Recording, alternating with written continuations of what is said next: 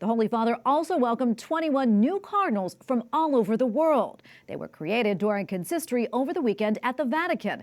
In his homily, Pope Francis reflected on unity and diversity in the Church. EWTN News Vatican Correspondent Colm Flynn has more.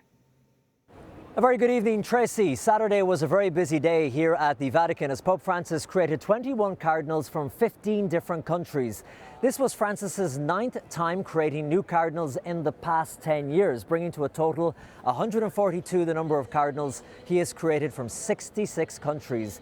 It also means that Pope Francis has personally picked now 3/4 of the cardinal electors. They are the cardinals who can vote for the next pope, increasing the likelihood that a future pope would be one who shares Pope Francis's vision for the Church.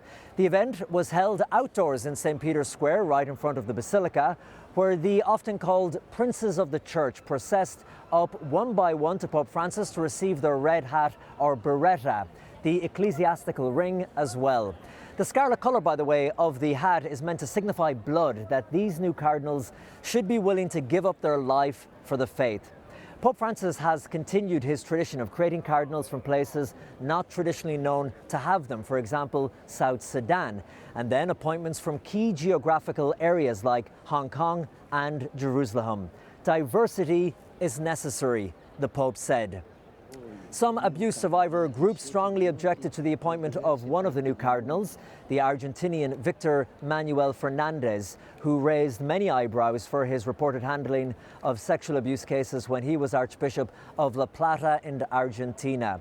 He was made the head of the Congregation for the Doctrine of the Faith already by Pope Francis. It's one of the Vatican's most powerful departments.